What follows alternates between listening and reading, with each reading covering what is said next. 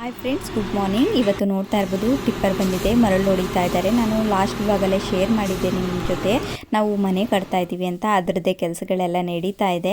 So ಹಾಗಾಗಿ ಮರಳು tipper ಕೂಡ ಬಂದಿದೆ. ಸೊ ಬೆಳಗ್ಗೆನೆ ಬಂದಿತ್ತು ಅದು ಕೂಡ.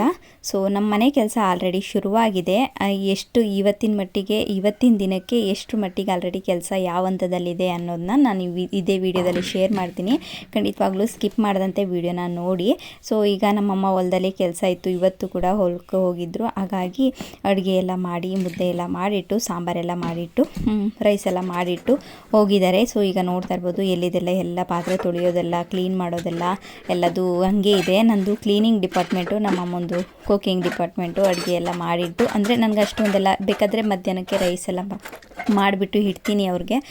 ಇದು ಮುದ್ದೆ ಎಲ್ಲ ಮಾಡೋಕ್ಕಾಗಲ್ಲ, ಹಾಗಾಗಿ ಸಾಂಬಾರೆಲ್ಲ ಅಷ್ಟೊಂದು ಮಾಡೋಕ್ಕೂ ಗೊತ್ತಾಗಲ್ಲ. ಹಾಗಾಗಿ ಅದನ್ನೆಲ್ಲ ರೆಡಿ ಮಾಡಿ ಇಟ್ಟು, ಅವ್ರಿಗೂ ಕೂಡ ಹೊಲದಲ್ಲಿ ಲೇಬರ್ಸ್ಗೂ ಕೂಡ ಬುತ್ತಿ ತಗೊಂಡು ಹೊರಟ್ರು.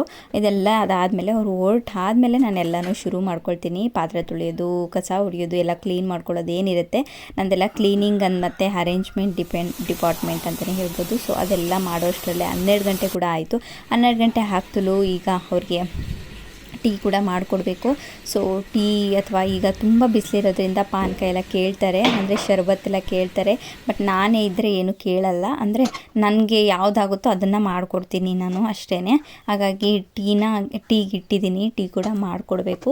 ಇಲ್ಲೂ ಕೂಡ ಈ ಅಡುಗೆ ಮಾಡೋ ಜಾಗದಲ್ಲಿ ಟೇಬಲ್ ಇಟ್ಟಿದ್ದೀವಲ್ಲ, ಆ ಒಂದು ಟೇಬಲ್ ತೆಗೆದು ಸೆಲ್ಫ್ಗಳಿರುತ್ತಲ್ಲ ಅದನ್ನೆಲ್ಲ ಹಾಕಿಸ್ಕೊಳ್ಬೇಕು.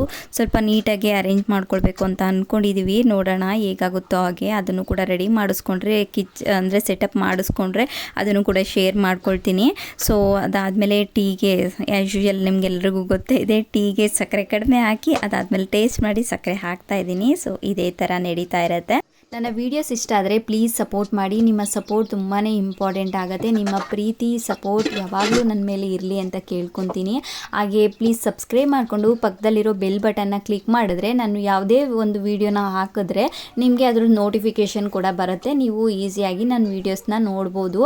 ಪ್ಲೀಸ್ ಯಾರಿಗೂ ನಿಮಗೆ ನೋಟಿಫಿಕೇಷನ್ ಬರ್ತಾ ಇದೆಯಾ ಬರ್ತಾ ಇಲ್ಲ ಅನ್ನೋದನ್ನ ನನಗೆ ಕಮೆಂಟ್ ಸೆಕ್ಷನಲ್ಲಿ ತಿಳಿಸಿ. ಯಾರೆಲ್ಲ ಸಬ್ಸ್ಕ್ರೈಬ್ ಮಾಡ್ಕೊಂಡಿದ್ದೀರ ನೋಡಿ, ನೀವು ನೋಟಿಫಿಕೇಷನಲ್ಲಿ ಆಲ್ ಅಂತ ಇರುತ್ತೆ, ಅದನ್ನು ನೀವು ಕ್ಲಿಕ್ ಮಾಡಿ. ಸೊ ಪಕ್ಕದಲ್ಲಿ ಬೆಲ್ ಗಂಟೆ ಅಂತ ಇರುತ್ತಲ್ವಾ, ಬೆಲ್ ಬಟನ್ನು, ಅದನ್ನು ಕೂಡ ಕ್ಲಿಕ್ ಮಾಡಿ. ಆ ಥರ ಮಾಡಿದ್ರೆ ನನ್ನ ವೀಡಿಯೋಸ್ ಎಲ್ಲ ನಿಮಗೆ ನೋಟಿಫಿಕೇಷನ್ ಬರುತ್ತೆ. ಸೊ ಯಾರೆಲ್ಲ ಸಪೋರ್ಟ್ ಮಾಡ್ತಾ ಇದ್ದೀರಾ, ಥ್ಯಾಂಕ್ ಯು ಸೋ ಮಚ್. ನಿಮ್ಮ ಪ್ರೀತಿ ಸಪೋರ್ಟ್ ಪ್ಲೀಸ್ ನನಗೆ ಲೈಕ್ ಮಾಡಿ, ಕಮೆಂಟ್ ಮಾಡಿ, ಇಷ್ಟ ಆದರೆ ಶೇರ್ ಮಾಡಿ. ಸೊ ನಿಮ್ಮ ಫ್ಯಾಮಿಲಿ ಆ್ಯಂಡ್ ಫ್ರೆಂಡ್ಸ್ ಜೊತೆ. ಸೊ ಬನ್ನಿ ವಿಡಿಯೋನ ಶುರು ಮಾಡೋಣ.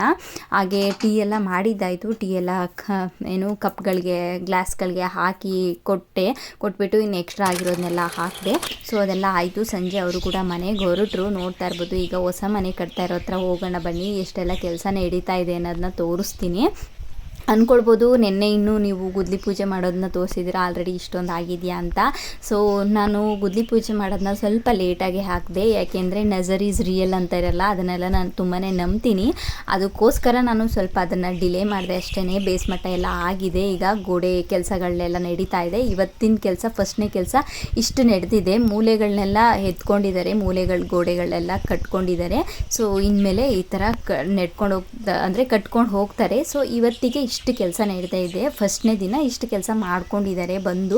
ಅಂದರೆ ಫಸ್ಟು ನಾನು ಅದೇ ಯಾಕೆ ಹೇಳಿಲ್ಲ ಅಂದರೆ, ಜಸ್ಟ್ ತುಂಬ ಅಂದರೆ ನಾನು ನೋಡ್ಕೊಂಡು ಬಂದಿರೋ ಪ್ರಕಾರ ಯಾರಾದರೂ ಏನಾದರೂ ಕಷ್ಟಪಟ್ಟು ಮಾಡ್ತಾ ಇದ್ದಾರೆ ಅಥವಾ ಏನಾದರೂ ಒಳ್ಳೇದನ್ನ ಮಾಡ್ತಾ ಇದ್ದಾರೆ, ಅವರು ಕಷ್ಟಪಟ್ಟು ಏನೋ ಮಾಡ್ತಾ ಇದ್ದಾರೆ, ಏನೋ ದುಡಿತಾ ಇದ್ದಾರೆ, ಅಥವಾ ಏನಾದರೂ ಈ ಥರ ಏನಾದರೂ ಮಾಡ್ತಾ ಇದ್ದಾರೆ ಅಂದರೆ ಜನ ಒಳ್ಳೇದಾಗ್ತಾ ಇದೆ ಅವ್ರಿಗೆ ಅಂತ ಅಂದರೆ ನೋಡಿ ಖುಷಿ ಪಡೋರು ತುಂಬ ಕಡಿಮೆ ಗೈಸ್. ಈಗಿನ ಪ್ರಪಂಚದಲ್ಲಿ, ಈಗಿನ ಕಾಲದಲ್ಲಿ ಯಾರಿಗಾದ್ರೂ ಒಳ್ಳೇದಾಗ್ತಾ ಇದೆ ಅಂದರೆ ನೋಡಿ ಖುಷಿ ಪಡೋವಂಥ, ನೋಡಿ ಸಂತೋಷ ಪಡೋವಂಥ, ಒಳ್ಳೆ ಒಂದು ಮೆಚ್ಚುಗೆ ಕಳಿಸೋವಂಥ ಜನ ತುಂಬಾ ಕಡಿಮೆ ಈಗಿನ ಕಾಲದಲ್ಲಿ. ಅಂದರೆ ನಾವು ನೋಡ್ಕೊ ಅಂಥದ್ದು ಇದು. ಸೊ ಹಾಗಾಗಿ ಸ್ವಲ್ಪ ಅದು ಇರಲಿ, ಈಗಲೇ ಬೇಡ ಅಂದ್ಕೊಂಡು ಹಾಕಿರಲಿಲ್ಲ. ಅದಾದಮೇಲೆ ನನಗನ್ನಿಸ್ತು, ಸೊ ಆ ಥರ ಕೆಟ್ಟದನ್ನ ಬಯಸೋರು ಆ ಥರ ಎಲ್ಲ ಇರ್ತಾರೆ. ಸೊ ನನ್ನ ವಿಡಿಯೋ ನೋಡಿ ನಂಗೆ ಸಪೋರ್ಟ್ ಮಾಡಿ, ಎಲ್ಲೋ ಗೊತ್ತಿಲ್ಲದೆ ಇರೋರು, ಎಲ್ಲೋ ದೂರದಿರೋರು, ನಾನು ಯಾರು ಅಂತ ಗೊತ್ತಿರಲ್ಲ, ಏನು ಅಂತ ಗೊತ್ತಿರಲ್ಲ, ನನ್ನ ವೀಡಿಯೋಸ್ನ ನೋಡ್ತಾರೆ, ಲೈಕ್ ಮಾಡ್ತಾರೆ, ಹಾಗೆ ಕಮೆಂಟ್ ಕೂಡ ಮಾಡ್ತಾರೆ. ಎಷ್ಟೊಂದು ಜನ ತುಂಬ ಒಳ್ಳೊಳ್ಳೆ ಕಮೆಂಟ್ಸ್ ಕೂಡ ಮಾಡ್ತಾಯಿದ್ದೀರಾ. ನಿಮ್ಮೆಲ್ರಿಗೂ ನಾನು ಥ್ಯಾಂಕ್ ಯು ಸೋ ಮಚ್ ಅಂತಲೇ ಹೇಳ್ತೀನಿ. ಸೊ ಹಾಗಾಗಿ ನಿಮ್ಮೆಲ್ಲರ ಜೊತೆ ಶೇರ್ ಮಾಡ್ಕೊಳ್ಳೋದು ತಪ್ಪೇನಿಲ್ಲ ಅನ್ನಿಸ್ತು. ಹಾಗಾಗಿ ನಿಮ್ಮೆಲ್ಲರ ಜೊತೆ ಶೇರ್ ಮಾಡ್ಕೊಳ್ಳೋಣ ಅಂತ ಶೇರ್ ಮಾಡ್ಕೊಳ್ತಾ ಇದ್ದೀನಿ. ಸೊ ಇದು ನೆಕ್ಸ್ಟ್ ಡೇ ನಮ್ಮಮ್ಮ ಇವತ್ತು ಮನೇಲಿದ್ದರು. ಹಾಗಾಗಿ ಬೆಳಗ್ಗೆ ಎಲ್ಲ ಊಟ ಎಲ್ಲ ಅಡುಗೆ ಎಲ್ಲ ಮಾಡಿ ಕೊಟ್ಟರು. ಅದೆಲ್ಲ ಆದಮೇಲೆ ಇವತ್ತು ಮಧ್ಯಾಹ್ನಕ್ಕೆ 12 ಗಂಟೆಗೆ ಅವರು ಶರ್ಬತ್ ಕೇಳ್ತಾರೆ ಅಂತ ನಿನ್ನೆ ಹೇಳಿದ್ದೆ ನಾನು. ಸೊ ಶರ್ಬತ್ನ ಕೇಳಿದ್ರು. ಹಾಗಾಗಿ ಇವತ್ತು ನಿಂಬೆಹಣ್ಣು ಶರ್ಬತ್ನ ಮಾಡಿದ್ದಾರೆ. ಅವ್ರಿಗೂ ಕೂಡ ಸಿಕ್ಕಾಬಟ್ಟೆ ಬಿಸಿಲಲ್ವ, ಅವರು ಕೂಡ ಬಿಸಿಲಲ್ಲಿ ಕೆಲಸ ಮಾಡ್ತಾರೆ, ಆಗಲ್ಲ ಟೀ ಕಾಫಿ ಕುಡಿಯೋಕ್ಕೆ ಬಿಸಿಲಲ್ಲಿ. ಹಾಗಾಗಿ ಶರ್ಬತ್ ಕೇಳಿದ್ರು, ಶರ್ಬತ್ನ ಮಾಡಿ ಕೊಡ್ತಾ ಇದ್ದಾರೆ. ಸೊ ಇದನ್ನ ಶರ್ಬತ್ ಕೊಟ್ಟು ಇನ್ನೇನು 1 ಗಂಟೆ 1.5 ಗಂಟೆ 1-2 ಗಂಟೆ ಹಂಗೆ ಊಟ ಕೂಡ ಮಾಡ್ತಾರೆ. ಹಾಗಾಗಿ ಅಡುಗೆ ಕೂಡ ಮತ್ತೆ ಮಾಡಬೇಕು. ಅಂದರೆ ಇಲ್ಲಿ ಹೇಗಪ್ಪ ಅಂದರೆ ಜಾಸ್ತಿ ಅಂದರೆ ನಮ್ಮ ಮನೆ ಕಟ್ಟಕ್ಕೆ ಬರ್ತಾ ಇರೋರು ಜಾಸ್ತಿ ತಿಂಡಿ ಏನು ಕೇಳಲ್ಲ. ಹಾಗಾಗಿ ಮುದ್ದೆನೇ ಕೇಳ್ತಾರೆ. ಬಟ್ ಮಧ್ಯಾಹ್ನ ಹೊತ್ತು ಮುದ್ದೆ ಸ್ವಲ್ಪ ಅಂದರೆ ನಮ್ಮಮ್ಮ ಮಾಡಿಕೊಡ್ತಾರೆ ಒಂದೊಂದು ಟೈಮು ರೈಸ್ನೇ ಮಾಡಿಬಿಡ್ತಾರೆ. ಇವತ್ತು ಮನೆ ಮುಂದೆ ಮಾವಿನ ಮರ ಇದೆಯಲ್ವ, ಮಾವಿನಕಾಯಿ ನೋಡಿ ಮಾವಿನಕಾಯಿ ಚಟ್ನಿ ಮಾಡಿರಿ ಅಂತ ಕೇಳಿದ್ರು ಅವರೇನೆ. ಬೆಳಗ್ಗೆ ಮಸ್ಸೊಪ್ಪು ಮಾಡಿದ್ರು. ಸೊ ಮಧ್ಯಾಹ್ನಕ್ಕೆ ನೋಡ್ತಾ ಇರ್ಬೋದು ಮಾವಿನಕಾಯಿ ಚಟ್ನಿ ರೈಸು ಮಾಡಿ ಇಟ್ಟಿದ್ದಾರೆ. ಸೊ ಅದೆಲ್ಲ ಆದಮೇಲೆ ಇದು ಸೆಕೆಂಡ್ ಡೇದು ನೋಡಿ ಕೆಲಸಗಳು ನಡೀತಾ ಇದೆ. ಇವತ್ತು ಮಳೆ ಕೂಡ ಬರ್ತಾ ಇದೆ ಕೆಲಸಗಳು. ಹಾಗಾಗಿ ಈ ಕಟ್ಟಿರೋ ಗೋಡೆನ ಮುಚ್ಚಿದ್ದಾರೆ. ಆ ಥರ ಮಳೆ ಮೋಡ ಬೇರೆ ಜಾಸ್ತಿ ಆಗಿದೆ, ಗಾಳಿ ಜಾಸ್ತಿ ಆಗಿದೆ, ಮಳೆ ಬರುತ್ತೆ ಅಂತ ಇದನ್ನು ಮುಚ್ಚಿದ್ದಾರೆ. ಈ ಕೆಲಸ ಕೂಡ ಮಾಡ್ತಾ ಇದ್ದಾರೆ. ಸಂಜೆ ಕೂಡ ಆಗಿದೆ, ಮಳೆ ಕೂಡ ಶುರುವಾಗ್ತಾ ಇದೆ. ಫಸ್ಟ್ನೇ ದಿನದ ಮಳೆ ಅಂತಲೇ ಹೇಳ್ಬೋದು ಈ ವರ್ಷದ್ದು ಬರ್ತಾ ಇದೆ.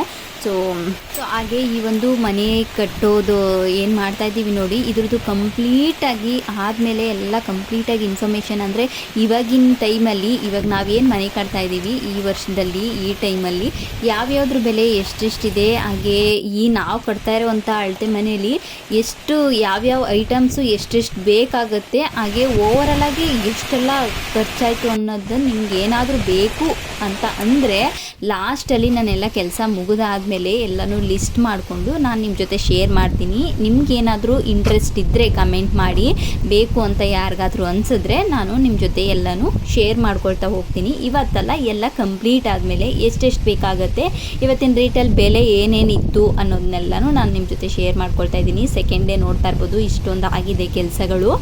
ಸೊ ಎಲ್ಲರೂ ನನಗೋಸ್ಕರ ಒಂದು ವಿಶ್ ಮಾಡಿ, ಎಲ್ಲ ಒಳ್ಳೆಯದಾಗಲಿ ಅಂತ. ನಾನೇನಕ್ಕಪ್ಪ ನಿಮಗೆಲ್ಲ ಬೇಕು ಅಂತ ಅಂದರೆ ಇದನ್ನೆಲ್ಲ ಶೇರ್ ಮಾಡ್ಕೊಳ್ತೀನಿ ಅಂತ ಹೇಳಿದೆ ಅಂದರೆ, ಸೊ ನಾವು ಕೂಡ ಇದೇ ಪ್ಲೇಸಲ್ಲೇ ಇದ್ವಿ. ಅಂದರೆ ಇವ್ರ ಮನೆಗೆ ಎಷ್ಟಾಗಿರ್ಬೋದು ಖರ್ಚು, ಈ ಮನೆ ಕಟ್ಸೋಕ್ಕೆ ಎಷ್ಟಾಗಿರ್ಬೋದು ಅಂತ ನಾವು ಕೂಡ ತುಂಬಾ ಥಿಂಕ್ ಮಾಡ್ತಾ ಇದ್ವಿ. ಸೊ ಹಾಗಾಗಿ ನಿಮಗೂ ಕೂಡ ಒಂದು ಐಡಿಯಾ ಬರುತ್ತೆ ಈ ಥರ ಒಂದು ಮನೆ ಕಟ್ಟೋಕ್ಕೆ ಎಷ್ಟಾಗಿರ್ಬೋದು ಅನ್ನೋದು. ನಿಮಗೂ ಕೂಡ ಒಂದು ಈಸಿಯಾಗಿ ಒಂದು ಐಡಿಯಾ ಸಿಕ್ಕೋಗ್ಬಿಡುತ್ತೆ. ನೀವು ಕೂಡ ತುಂಬ ಜನ ಮನೆ ಕಟ್ಟಿಸ್ಬೇಕು ಅಂತ ಅಂದ್ಕೊಂಡಿರ್ತೀರಾ. ಹಾಗಾಗಿ ಯೋಚನೆ ಮಾಡ್ತಾ ಇರ್ತೀರಾ, ಒಂದಷ್ಟು ಮನೆ ಕಟ್ಸಿರೋರನ್ನ ಕೇಳ್ತಾ ಇರ್ತೀರಾ ಎಷ್ಟಾಗಿದೆ ನಿಮ್ಮ ಮನೆಗೆ ಅಂತ. ಅಂದರೆ ಇದೇ ಥರ ಮನೆಯಲ್ಲ, ಈ ಮನೆಗೆ ಇಷ್ಟ ಆಗಿದೆ ಅಂದರೆ ಇನ್ನೊಂದು ಥರ ನೀವು ನೆಕ್ಸ್ಟ್ ಲೆವೆಲ್ ಮನೆಯೇ ಕಟ್ಟಿಸ್ಬೋದು. ಆ ಮನೆಗೆ ಎಷ್ಟಾಗುತ್ತೆ ಅನ್ನೋದು ಒಂದು ಅಂದಾಜು ಸಿಕ್ಕೋಗ್ಬಿಡುತ್ತೆ ನಿಮಗೆ. ಸೊ ಹಾಗಾಗಿ ಅದಕ್ಕೋಸ್ಕರ ನಾನು ಅದನ್ನು ಹೇಳಿದ್ದು ಅಷ್ಟೇ. ಪ್ರಪಂಚದಲ್ಲಿ 100%ಅಲ್ಲಿ ಒಂದು 70% ಅಷ್ಟು ಜನ ಈ ರೀತಿ ಅಂದರೆ ಮನೆ ಕಟ್ಟಬೇಕು ಅಂತ ಆಸೆ ಇಟ್ಕೊಂಡು ಯೋಚನೆ ಮಾಡಿಕೊಂಡು ಕಟ್ಟುವಂಥ ಜನನೇ ಜಾಸ್ತಿ ಇದ್ದಾರೆ. ಅದಕ್ಕೋಸ್ಕರ ಹೇಳಿದೆ. ಇನ್ನೊಂದು 30% ಅಷ್ಟು ಜನದಲ್ಲಿ ಒಂದು 20% ಅಷ್ಟು ಜನ ಚಿಟಿಕೆ ಹೊಡೆದಂಗೆ ಕಟ್ಬಿಡು ಅಂದರೆ ಕೋಟ್ಯಾಧೀಶ್ವರಿ ಇರ್ತಾರೆ. ಪ್ರಪಂಚದ ಮೇಲೆ ಎಲ್ಲರೂ ಕೋಟ್ಯಾಧೀಶ್ವರಿ ಇರಲ್ಲ.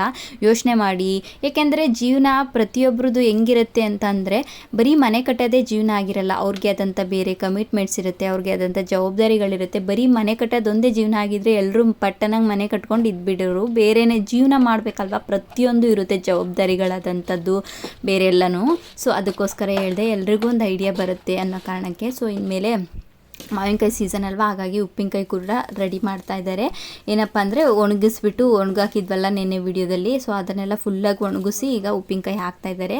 ಇನ್ಮೇಲೆ ಲೇಬರ್ಸ್ ಕೂಡ ಬರ್ತಾ ಇದ್ದಾರೆ, ಅವ್ರಿಗೂ ಕೂಡ ಉಪ್ಪಿನಕಾಯಿ ಬೇಕಾಗುತ್ತೆ, ಅದಲ್ಲದಂತೆ ನಮಗೂ ಕೂಡ ಬೇಕಾಗುತ್ತೆ. ಸೊ ಹಾಗಾಗಿ ಸ್ವಲ್ಪ ಜಾಸ್ತಿನೇ ಒಣಗಿಸಿ ಹಾಕ್ಕೊಂಡು ಇಟ್ಕೊಳ್ತಾ ಇದ್ದೀವಿ. ಒಣಗಿತ್ತು, ಹಾಗಾಗಿ ನಮ್ಮಮ್ಮ ಉಪ್ಪಿನಕಾಯಿ ಕೂಡ ಅದಕ್ಕೆಲ್ಲ ಖಾರ ಎಲ್ಲನೂ ಹಾಕಿ ರೆಡಿ ಮಾಡ್ಕೊಳ್ತಾ ಇದ್ದಾರೆ. ಅಂದರೆ ಮಿಕ್ಸ್ ಮಾಡಿ ಎತ್ತಿಟ್ಕೊಳ್ತಾ ಇದ್ದಾರೆ. ಒಂದು ಸ್ವಲ್ಪ ದಿನ ಬಿಟ್ಟರೆ ಕಳ್ತು ರೆಡಿ ಆಗುತ್ತೆ ಉಪ್ಪಿನಕಾಯಿ ಕೂಡ. ಇವತ್ತಿನ ನನ್ನ ವಿಡಿಯೋ ಈ ಥರ ಇತ್ತು. ಸೊ ನಿಮ್ಮೆಲ್ರಿಗೂ ವಿಡಿಯೋ ಏನಾದರೂ ಇಷ್ಟ ಆಗಿದ್ದರೆ ಪ್ಲೀಸ್ ಒಂದು ಮೆಚ್ಚುಗೆನ ಕೊಡಿ. Thank you for watching this video.